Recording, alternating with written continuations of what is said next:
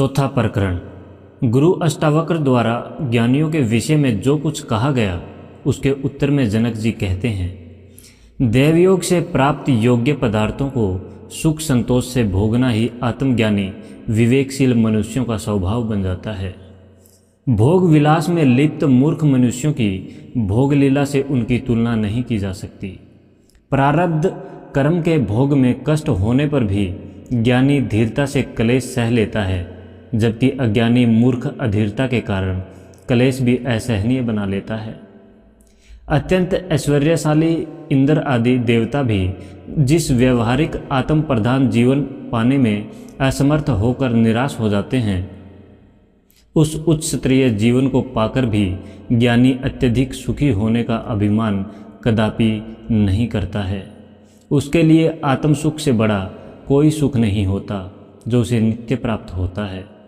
आत्मज्ञानी व्यक्ति जीवन में पुण्य पाप की राह में गुजरता हुआ भी ठीक उसी तरह उनसे लिप्त नहीं होता जैसे धुएं से आच्छादित होने पर भी धुआं कभी आकाश का अंग नहीं बनता।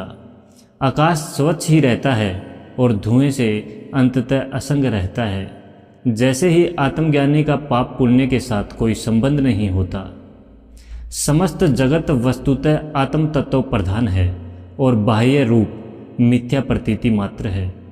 यह जानने के बाद आत्मज्ञानी जो कुछ करता है वह सब अंतःकरण की स्वतः प्रेरणा से करता है। उसके कार्यों से बाहर के विधि निषेध बाधक नहीं बन सकते।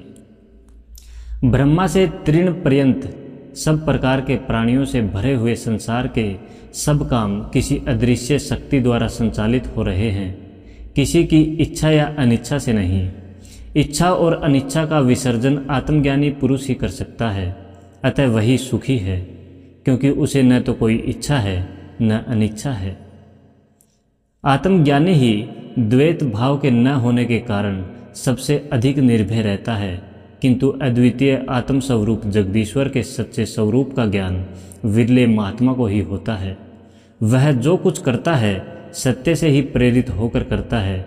ये कार्य वह निर्भय होकर करता है, स्वार्थ अथवा लोकापवाद के भय से कतई नहीं।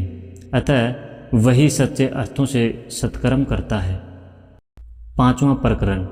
अष्टावक्र जी कहते हैं कि हे शिष्य, यदि तू निसंग है, निर्लिप्त है, अतः स्वयं शुद्ध प्रबुद्ध और मुक्त है, तब तेरे लिए ग्राह्य और त्याज्य कुछ भी नहीं है। मैं देह हूँ या मेरा यह देह है। इस द्वंद्वात्मक भाव से तू स्वयं अलग है, तो सब प्रकार के संघात से जड़ वस्तुओं के संपर्क को त्याग कर अपने स्वरूप में स्थित हो मोक्ष प्राप्त कर। जलाशय से उठते बुलबुलों की तरह ही इस विषय की उत्पत्ति हुई है, जिसे स्वयं मिटते हुए बुलबुलों की तरह ही मिट जाना है। यह जानकर आत्मा को विश्वात्मा में लय होने दो। सब स्वयं हो रहा है, अतः संयोग वियोग में हर्ष शोक मत करो। आँखों से प्रत्यक्ष दिखाई देने के कारण ही विश्व के अस्तित्व की सत्यता पर विश्वास न करो। रस्सी में सांप होने की भ्रांति भी तो प्रत्यक्ष दिखने के बाद ही होती है। प्रत्यक्ष तो रस्सी भी सांप दिखाई देती है, जो वस्तुतः सच नहीं होती, केवल भ्रांति होती है। इसलिए तू शांति को प्राप्त हो।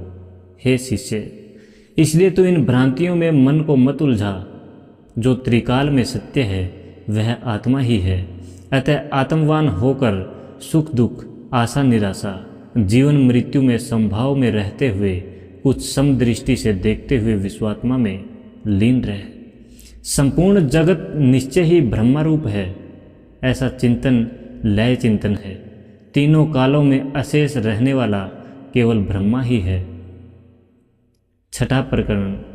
ऋषिवर अष्टावक्र जी कहते हैं कि आत्मा आकाश के समान अनंत रूप है।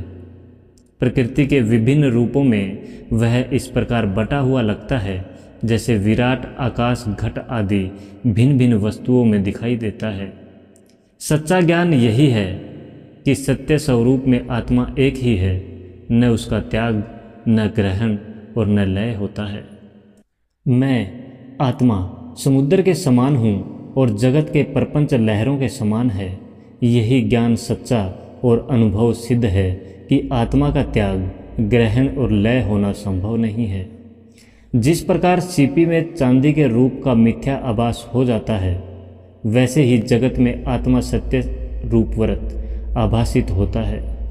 वस्तुतः दोनों कल्पित होते हैं। वास्तविक ज्ञान यही है कि आत्मा में न तो त्याग की, न ग्रहण की और न ही लय की संभावना है। मैं आत्मा ही समस्त प्राणियों में अधिष्ठित हूँ और समस्त प्राणी जगत में मुझ में अधिष्ठित है। मुझ में ही सारा जगत आकाश में नीलिमा की भांति व्याप्त है। यही ज्ञान सच्चा और अनुभव सिद्ध है। इसलिए आत्मा का त्याग, ग्रहण और लय संभव ही नहीं है।